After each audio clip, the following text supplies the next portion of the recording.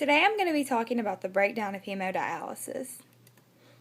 First I'm going to talk about the different types of cell environments that there are. There's hypotonic, isotonic, and hypertonic. I'm going to start with hypertonic, which basically means there's more particles outside the cell than there are inside, which can cause the cell to shrivel up and become wrinkly, kind of like pruny fingers, or when you have too much salt. Hypotonic means there's more particles inside of the cell than there are outside the cell. The particles can consist of water or any foreign substances. This can cause the cell to swell and sometimes even pop.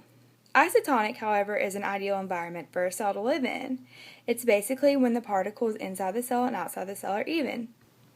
These particles move across the cell membrane. The cell membrane is a thin layer of protein and fat that just surrounds the cell and allows some substances to pass through and others to not. Something the cell membrane can relate to is diffusion. It's a spontaneous movement of particles from an area of higher concentration to low, and it doesn't require any energy. And it stops when both sides of the membrane are equal or in an isotonic environment. Another thing is osmosis. Osmosis is the diffusion of water across a semi-permeable membrane. Water moves from a lower concentration to a higher. However, there's also active transport. It's the movement of a substance other than water from a low to high concentration. Special transmembrane proteins recognize the substance and let it pass. Now I'm going to talk about kidney processes. There are 4 basic types of kidney processes. Filtration is the mass movement of water and solutes to the renal tubule that occurs in the renal corpuscle. 180 liters of fluid are filtered every day. Another thing is reabsorption, the movement of water and solutes from the tubules back into the plasma. Secretion, even after filtration, tubules continue to secrete additional substances into a tubular fluid. And excretion, what goes into the urine as a result of the other 3 processes.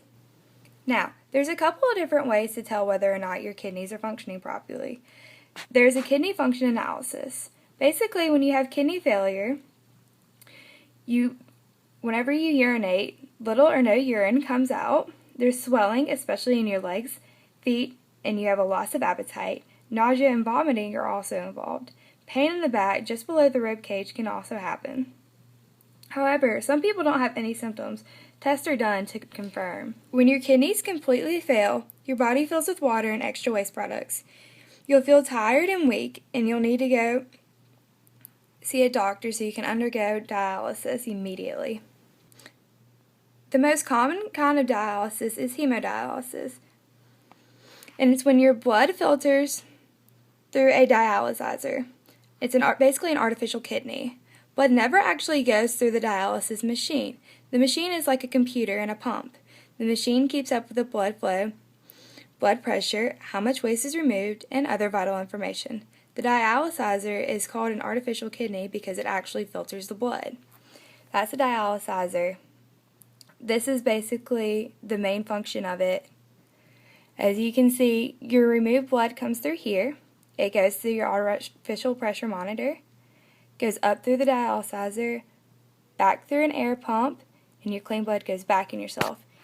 There's never more than a pint of blood removed at a time from a patient. Some side effects of dialysis can be low blood pressure, high potassium levels, access site complications, muscle cramps, itching, anemia, high blood pressure, and fluid overload. If any of these occur, someone should go see a doctor immediately because they can be very fatal. These are my resources, and thank you for listening.